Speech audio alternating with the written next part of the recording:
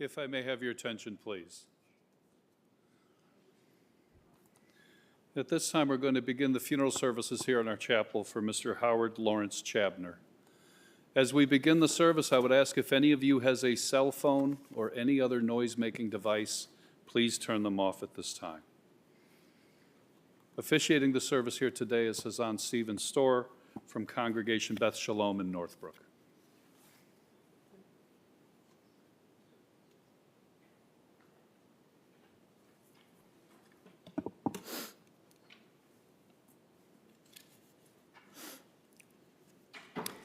Let me please invite you to read along the 23rd Psalm, which we have in our pamphlets. Thus, you'll be able to add your voices to this ceremony. And then I'll chant it in the traditional Hebrew. The Lord is my shepherd, I shall not want. He maketh me lie down in green pastures. He leadeth me beside the still waters. He restoreth my soul. He leadeth me in paths of righteousness for his name's sake. Yea, though I walk through the valley of the shadow of death, I will fear no evil, for thou art with me. Thy rod and thy staff, they comfort me. Thou preparest a table before me in the presence of mine enemies.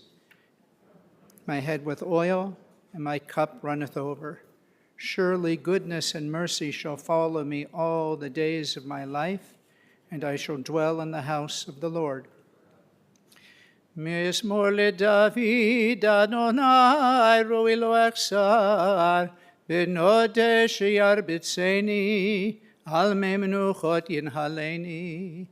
Nafshi yishovev niyancheni v'maglei tzedek leman shemo, gam ki elech v'getz al mavet lo yirara, כי אתה עמדי, שבטך ומשענתך המה ינחמוני. תערוך לפני שולח נגד צוררי, דשנת בשמן ראשי, כוסי רוויה. אך וחסד ירדפוני כל ימי חיי. ושבתי בבית אדוני ליורך ימים.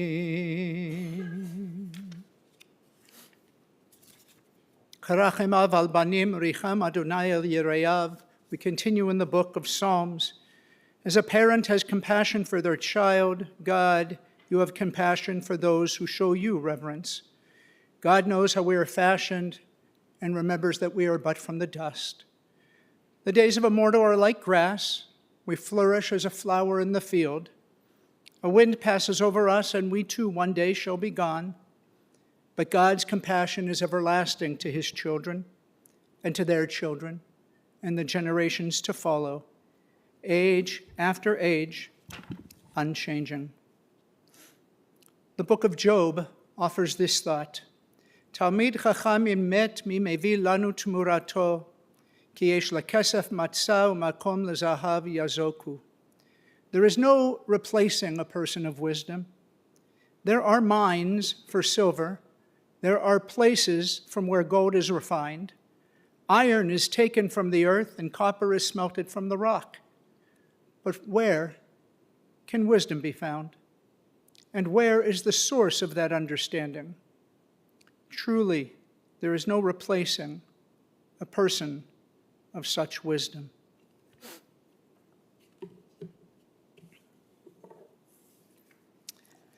As the flames of the last Hanukkah candles have flickered to an end, so too has the life of Howard Lawrence Chabner. He was a man like the illuminators who shed that bright light during the holiday. He was a bright light, and he was a beacon of kindness to so many people. I was so very fortunate to know his uncle, Harold, for some 36 years from our affiliation at Congregation Beth Shalom here in Northbrook. And through him, I came to know many members of the family, and if not personally, then through the many stories that he would share with me. I learned from Michelle that Howard had also belonged to a congregation, Beth Shalom, in San Francisco. He would attend high holiday services annually and support his community. It was all a part of his proud identity as a Jewish man. Howard was born on the south side of Chicago, August 21st, 1957, to his parents, Bernard of blessed memory, and to you, Joyce. Our most genuine condolences to you on your sweet son's passing. Howard would become an older brother to his sister, Barbara. And I want to offer my condolences, of course, to you and to Marshall and Alana. And, of course, Michelle, to your family and other family members who may be here with us or watching on live stream. The family lived early on in their kosher home, and he would be sent to Cheder, to Hebrew school. Howard, I was told, was not an athlete type of a boy. Rather, he was more of a, Michelle's words, nerdy, conscientious kind of guy. He was a good listener with a compassionate heart. Academically, he was always towards the top of his class. As Joyce spoke to Michelle, she had defined him as a boy that always was liked. He was accessible to those who needed a friend, and they appreciated his character. For high school, he attended Niles East, you told me in 1975, during which he would vendor at the Wrigley Field selling Coca-Cola so he could watch the Cubs games. He also wanted to upgrade to hot dogs, but he didn't have the seniority at that time to get the prime item. After high school, he would matriculate to Washington University in 1979 and then attended Harvard Law School in 1982. After graduating, he would make his way to the Bay Area in California. Michelle told me that Howard once confessed to her that once he went to Harvard, all of those Boston clam bakes had won him over from his religious dietary restrictions. He yet maintained a passion for learning all about his Judaism by reading books of Israel, attending lectures at the neighboring JCC, where he would also yearly attend their Passover Seder. It was the summer before he entered college that Howard had his first diagnosis, at that time a mild symptom. His first job was with Baker McKenzie Law Firm, and after 3 or 4 years, he became an in-house counsel for ITEL, I-T-E-L, Rail Corporation. His next stage was to work with Gunderson Detmer in Silicon Valley. Unbeknownst to Howard, as his career was evolving, so too was a form of muscular dystrophy, which would, of course, change his life. His mobility became challenged as it progressed. With some muzzle, with some good fortune, the next unbeknownst thing to him was in 1997, when he would meet you, Michelle. 87? Oh, it says 87. My fault. You were working in ITEL at the accounting department, and to quote Johnny Cash, he fell into a ring of fire with his love for you. Getting to know Michelle, Howard would come to appreciate her artistic creativity, and given his proclivity for architecture and art, he found a similarity that would propel you some 5 years later to a wedding canopy in Napa Valley. To date, you have been married 33 years. Howard would often remind you that he remembered what you were wearing the day he met you. It was in 1990 that Howard began to need his motorized chair outdoors, and then in the house, and then an accessible van for his chair. Once he broke his femur, you told me he was fully committed to it at all times. Howard impressively remained active as a corporate lawyer engaged in acquisitions and the like. By 2002, if I have my dates right, the daily grind was just too exhausting, and that's when you, Michelle, and he began to enjoy your time traveling. Europe, you said, was one of your most favorite destinations for the two of you. A lot of your travel was to enjoy the remarkable sculptures and architecture and art that flooded those various cities. You would also begin to venture into another aspect of engagement, that being recording helpful information for accessible travel for those with various forms of disabilities. Howard would begin to associate with FSHD Society and other organizations. He would forensically study the various walkways and curb cuts and help to consult those who were engaged in such lawsuits. He would meet the most interesting people as he managed his way through city halls and opera houses as well. While traveling in the cities such as France and Italy and even Israel, Michelle and Howard would find themselves not only exploring the arts and the beautiful garden parks, but ending up doing a lot of research.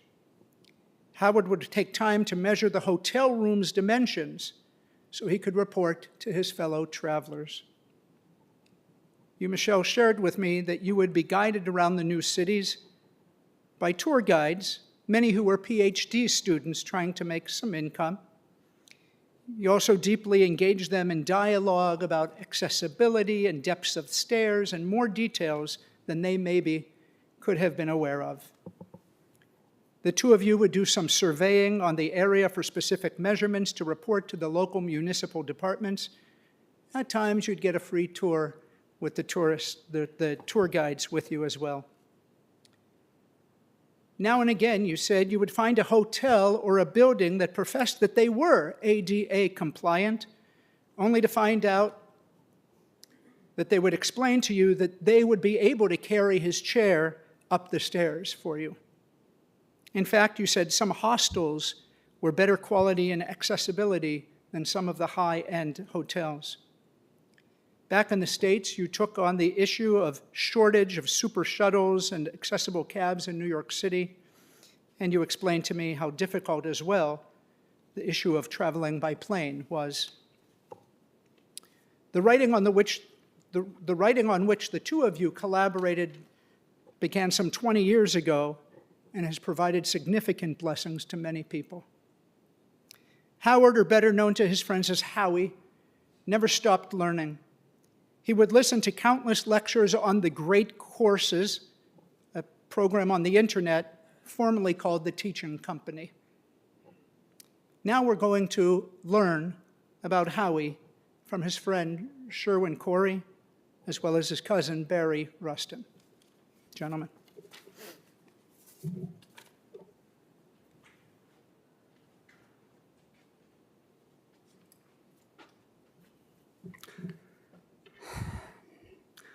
On October 16th, on a beautiful Indian summer evening at 4 p.m. at Chimney Rock Winery in Napa, the rain stopped, the sun shone through the clouds, and at the end, Howard carried Michelle away in his chair. You honored me with being your best man at your nuptials. Now you have bestowed the honor of saying goodbye to my lifelong friend, and Howard being the sentimentalist. Every anniversary, watch the video of October 16th. When William Jefferson Clinton uttered the words Shalom Haver at Yitzhak Rabin's funeral, their friendship commenced and bonded over a peace treaty. When I state Shalom Haver Svi Aryeh, this friendship commenced over 6.5 decades, probably circa 61, 62, playing in the sand at Johnson Beach in Porter, Indiana. My paternal grandparents, Harold Sophia, and Howard's paternal grandparents, Kalma and Luba, were lifelong friends. Sorry. Okay. We're lifelong friends and labor Zionists. We shared a common bond with both of our mom's families coming from New Hampton, Iowa. Shortly after we met in the Indiana Dunes, your family moved to 4919 Morse, and we attended Fairview and Niles East High School together. I had the good fortune of having many outstanding award-winning meals at your home in the kosher but not rated, but certainly deserved Michelin multi-starred Joyce's Kitchen. Howard was fortunate to be part of a very loving family. His dad, who endured several physical challenges, was not only Howard's role model, but a gentleman and a gentleman. Bernie Chabner never said a bad word about anybody, an attribute sorely lacking in today's society. Like his son, had every reason to feel self-pity, but never did. The Chabner family was both very cultured and were lifelong learners. Howard, the loving son, called his mom every night at dinner, a void now hard to replace. Just before we graduated high school, I noticed a change in Howard's mobility, and shortly thereafter was diagnosed with FSHD. In addition, years later, I realized the letters of the disease were coincidentally the first letter of my siblings and me. The next several years included lots of diagnostic testing and medical procedures, all while attending WashU. During our college years, I visited Howard, I think 3 times in St. Louis and certainly once or twice at Harvard. Howard continued to maintain a positive, looking forward to the future attitude, while planning and anticipating changes without making them a self-fulfilling prophecy. Fighting the disease, unpredictable progression required the combination of energy, resilience, and resourcefulness, and the latter are his words. Maintaining the ability to confront unrelenting FSHD requires a team. In that vein, having Michelle as his co-pilot since '86 made the journey a shared challenge. The 3 of us spent many an evening or day, if possible, together, and I had the opportunity to witness Michelle's strength, resiliency, humor, perseverance, patience, playfulness, making the journey less difficult as true partners. As I watched the disease progress over the years and the increasing loss of independence, I never heard or saw Michelle complain or also feel self-pity. In fact, Michelle had never driven, and she learned to drive, and she did become an excellent driver. Howard eventually succumbed to the chair full-time, which provided a new level of independence. The latter was always the primary goal, but unfortunately, FSHD had other plans. Living with FSHD provided Howard the opportunity to both educate and advocate. With Howard's involvement in compliance enforcement, removing barriers, improving designs, all culminated in increased disability rights and greater access. Howard was both interested and interesting. He solicited your thoughts before rending his. He also represented the good in the world today, albeit most days sorely lacking, with the following characteristics: kindness, caring, empathy, decency and civility, respect, dignity, integrity, honesty, selflessness, and intellectual honesty and curiosity.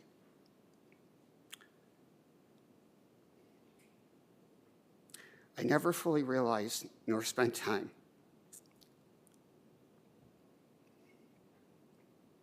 contemplating Howard's profound influence on others in my life. Howard, AKA the influencers, would help others develop their views on people with disabilities and even the selection of their professional careers.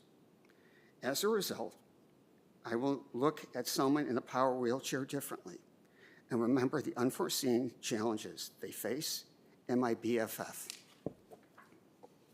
Virtually every year since 1982, Howard initially, and then with Michelle, we would rendezvous in San Francisco. Our parting words would be, "See you same time next year and possibly sooner." My wife invariably on my return, and Betty would ask me, "How is Howard doing?" Many times the response would be status quo, but occasionally noticed some more profound changes. I'm returning from San Francisco in late October this year. I found out he was not going anywhere without Michelle. I knew his days were now limited with the continuous and constant dependency on Michelle. It seemed every year, if not multiple times each year, some additional formidable challenge, obstacle, hindrance occurred, requiring additional resources and strategy. And so Howard and Michelle, epitomized Emerson's quote to keep moving forward. Do not go where the path may lead, rather go where there is no path and leave a trail. And boy, did they ever leave numerous trails. Howard and I rarely disagreed, except when it came to music. His eclectic, diverse, unique indie taste I truly never appreciated. And so as I conclude, he might return the favor with his distaste of Broadway with the following lyrics. Because we knew you, we have changed for the better, we have all changed for good. I know the disability community has been changed for the better, with Howard and Michelle guides to travel and accessibility. However, the disability community, the FSHD Society in San Francisco, have lost a tireless first advocate to make the world more accessible and inclusive, and I, a brother from another mother. Shalom, lahitraot, zvi aryeh, anach nuohev, and may we once again have the time to play again together in the sand. Thank you.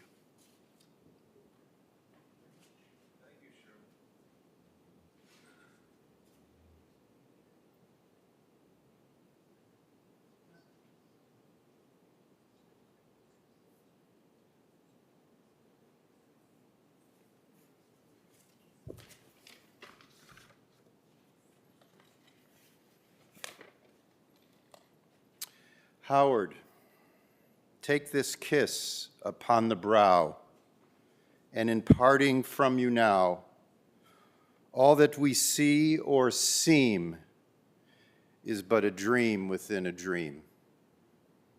Good morning, everyone. My name is Barry Rustin, and I am related to Howard through our moms. My great-grandfather, Philip Siegel, and Howard's grandfather, Harry Siegel, were brothers, and I'd like to share a few thoughts with you about my beloved cousin. My earliest memories of Howard were forged in the 1960s, when our families would occasionally connect on holidays. Howard seemed different to me than the other boys that I knew from my school, and I quickly understood that was because he was smarter than most of them. When I was roughly 10 years old, that 9-year-old cousin Howard was asking me adult-like questions and giving me adult-like explanations. Even then, he spoke thoughtfully and selected his words in measured speech. But in spite of what struck me as a serious nature, I found myself having real fun with Howard at the Chabner home. What clinched my admiration for Howard's good company was a 4th of July family gathering at his Lincolnwood home. First, I found myself with Howard and our cousin Paul Siegel in the basement playing darts for the very first time. Darts would have never been allowed at my house. Those darts can injure your eyes, my mom would say. And when I told Howard, he replied, "Not if you don't stand in the thrower's line."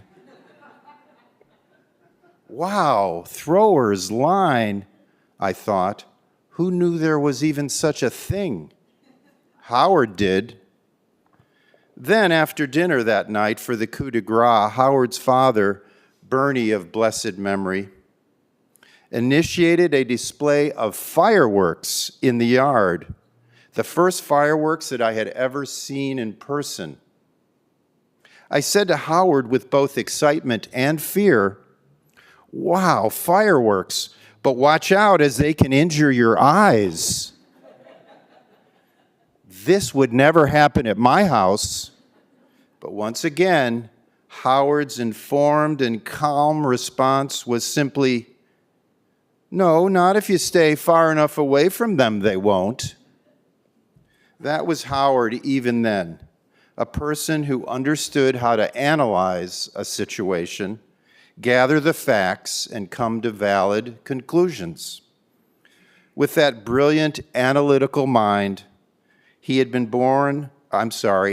he been born into a shtetl village of Eastern Europe a few generations ago, I have no doubt that he would have been one of the top yeshiva students disproving and proving facts of the matter.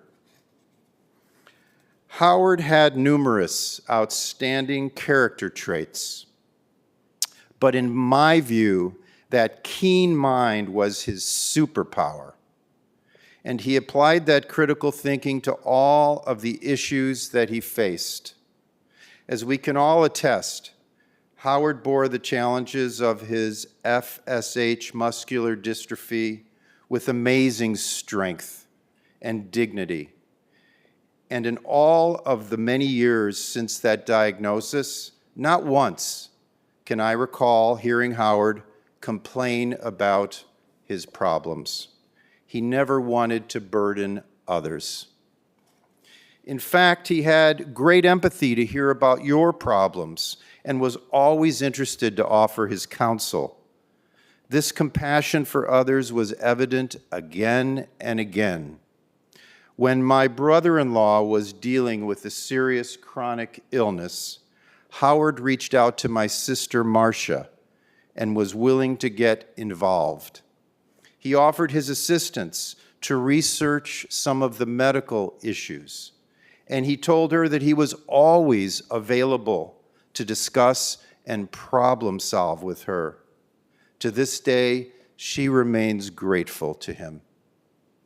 He also expressed the desire for Tikkun Olam, the healing of the world, by spearheading the creation of the FSHD Society and became a vice chair on their board of directors to fund and develop treatments that could one day alleviate the suffering of others.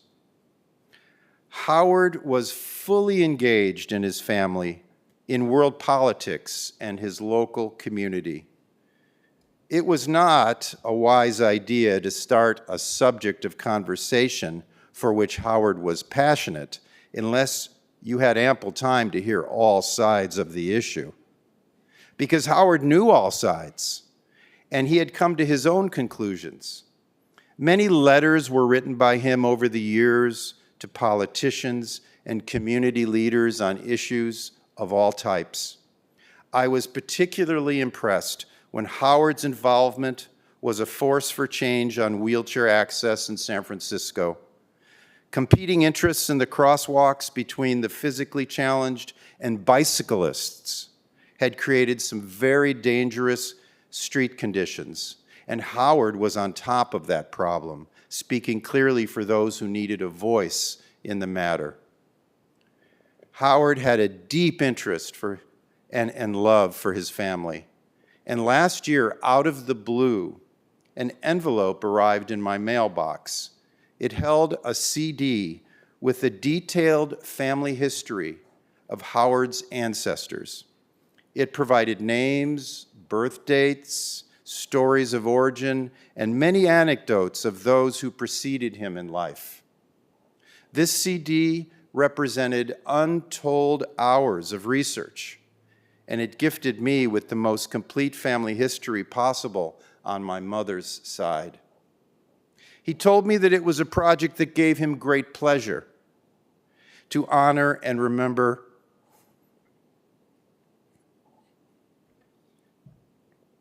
those who came before us, on whose achievements we all stand.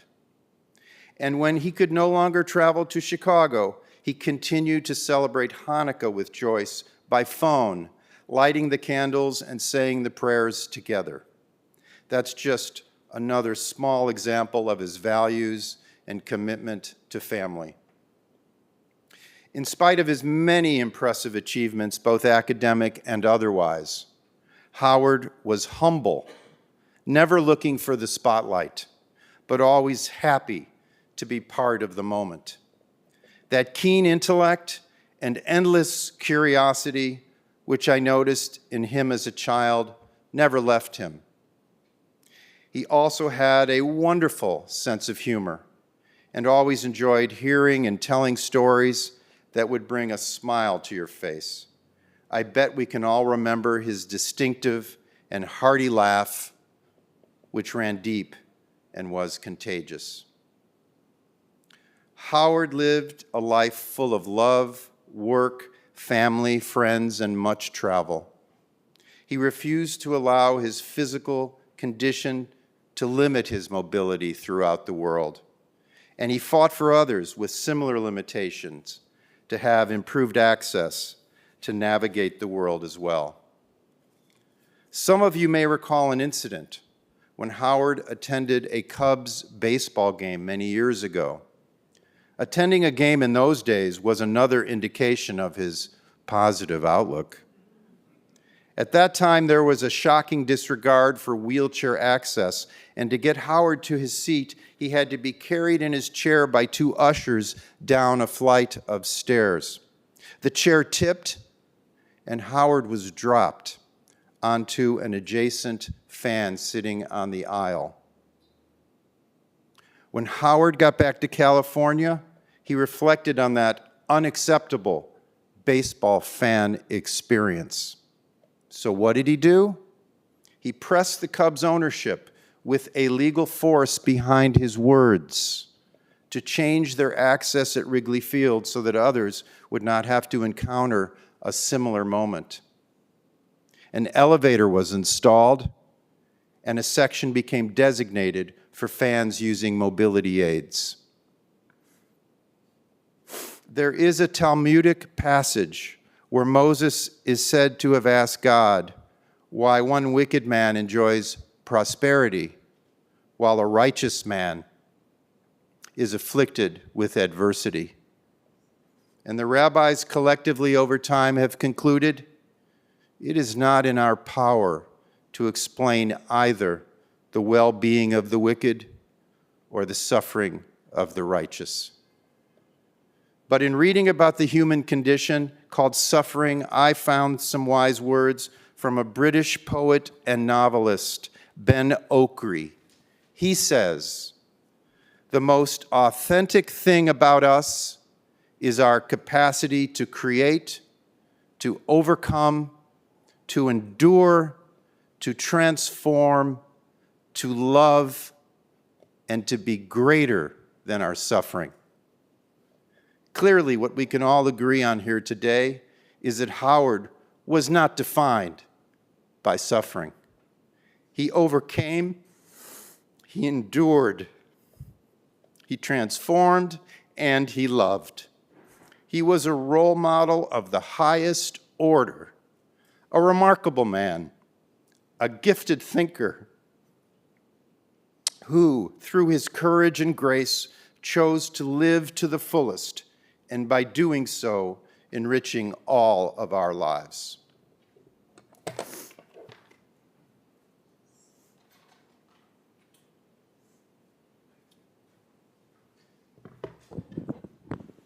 Thank you both, gentlemen.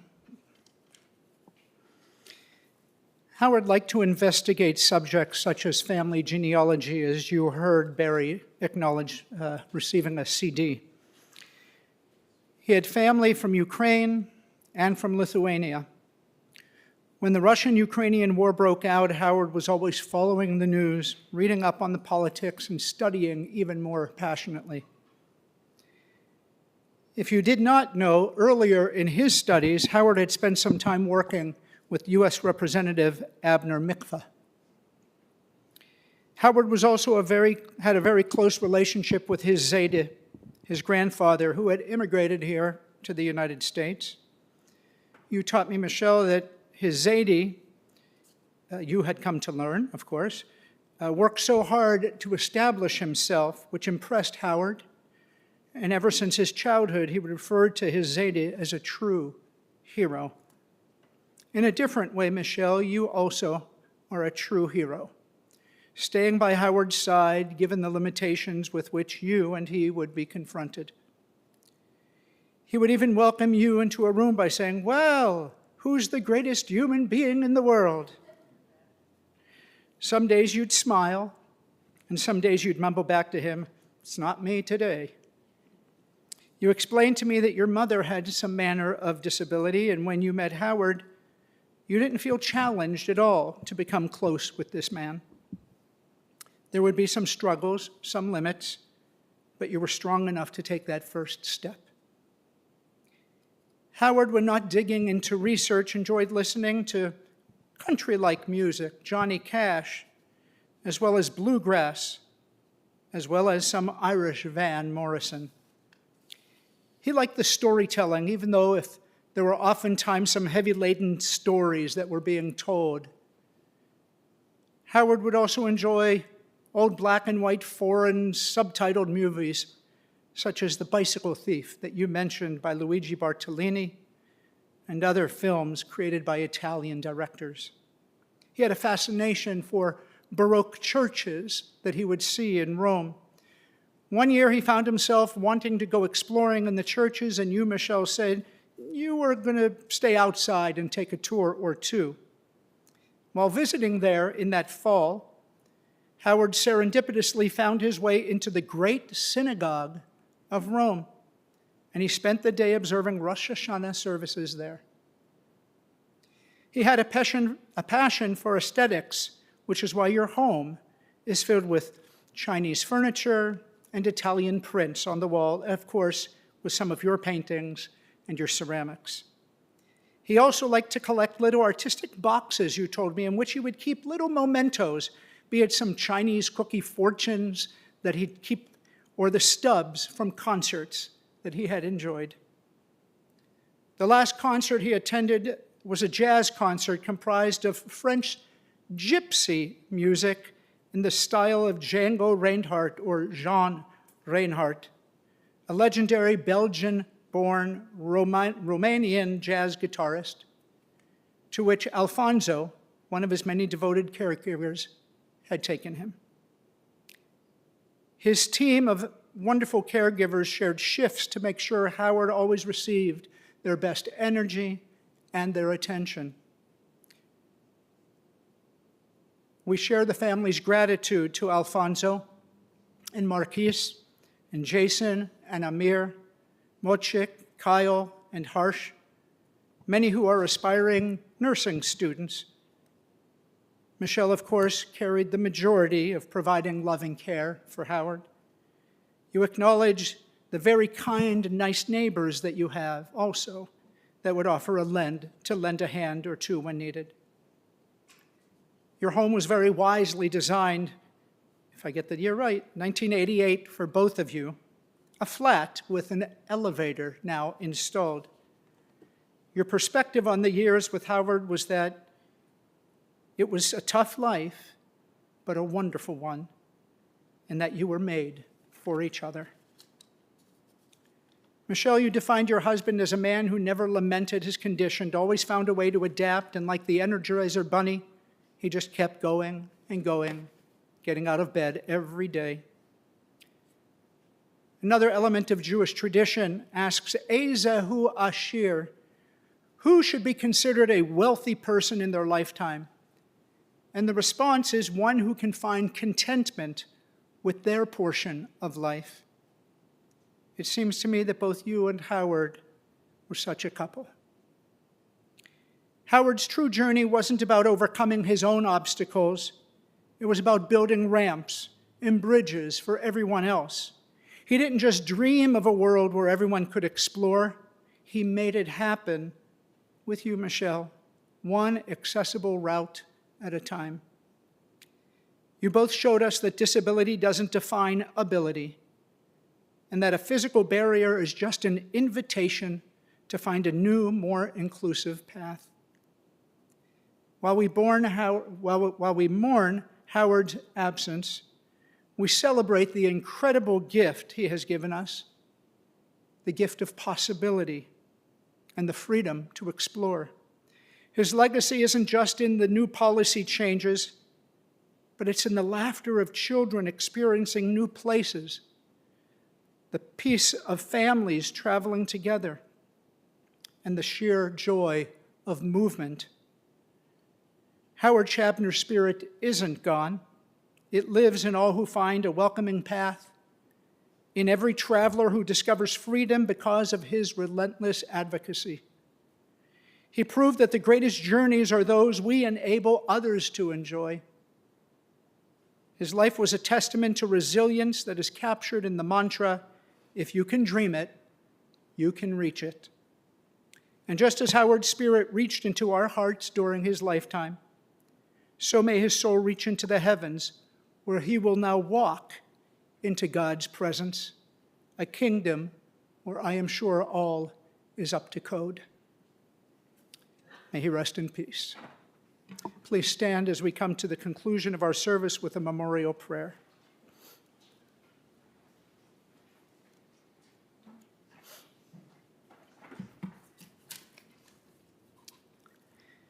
El male rachamim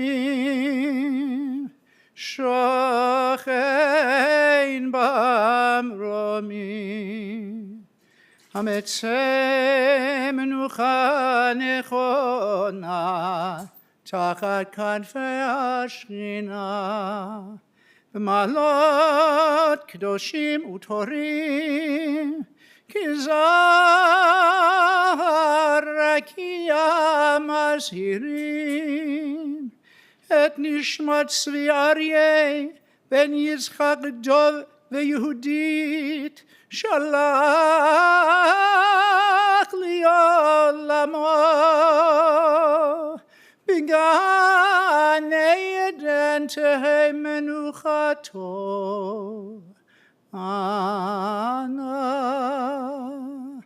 Baal Rachamim Hasnirehu Beseter Knafecha Leolamim Utzror B'Tzror Hachem et Nishmato Adonai Hu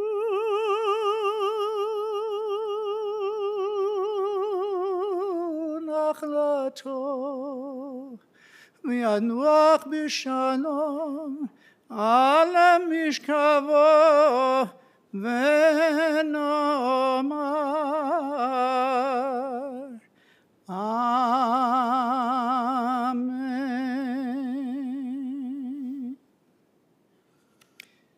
Almighty God, the God of the living and the dead, send comfort to your children who grieve today. Overcome by the pain of loss, this family will need your help to focus on the triumphs and the joy of Howard's life. Help them to meet grief with courage and to face sorrow undaunted. Help them to treasure what is now theirs because Howard truly lived. Should despair threaten or faith falter, sustain them. Be their strength and their ever-present help in these troubled times. May this beloved man find peace in your embrace, his soul in the bonds of life. May the next time this family and community have a reason to gather only be a happy day in your lives. Amen.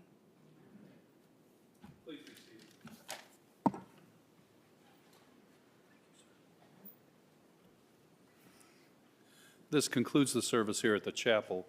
The interment will take place immediately at the family's plots at Waldheim Jewish Cemetery, 1400 South Harlem Avenue in Forest Park. Following the service today, the family will be sitting Shiva at the Chabner residence, 7201 North Lincoln Avenue, Unit 415 in Lincolnwood. They'll be receiving calls of condolence until 9 p.m. today. They will resume tomorrow from 3 to 5 and then again from 7 to 9 p.m. That information's on the inside portion of the funeral service folder you should have received. If you did not receive one, they are available as you depart today. Please note also on the service folder that the family has asked for memorial contributions be made to the FSHD Society. That information's on the service folder, and also Congregation Beth Shalom in San Francisco, California. For those of you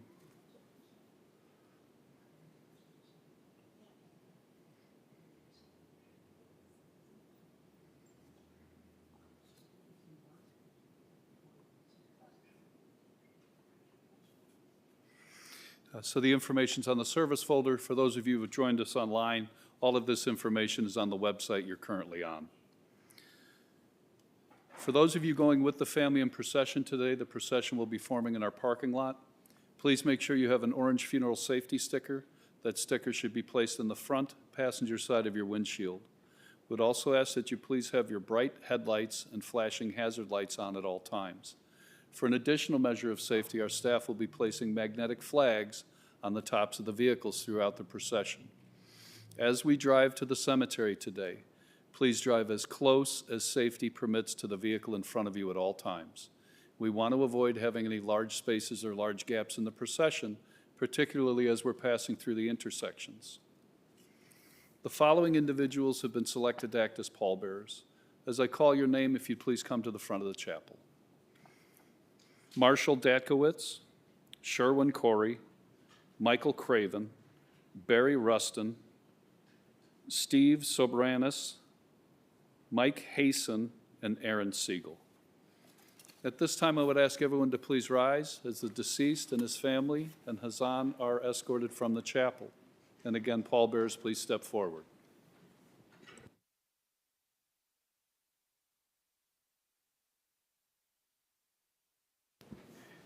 עושה שלום במרומיו, הוא יעשה שלום עלינו, מעכו ישראל, ויאמרו אמן. יעשה שלום, יעשה שלום, שלום עלינו ועל כל ישראל, יעשה שלום, יעשה שלום, שלום עלינו ועל כל ישראל.